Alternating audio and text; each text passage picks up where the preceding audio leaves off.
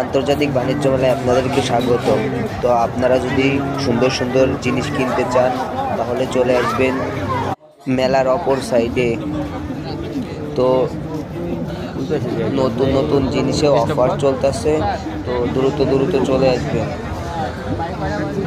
তো আজকে ভিডিওতে অফার ছাড়া হচ্ছে, তো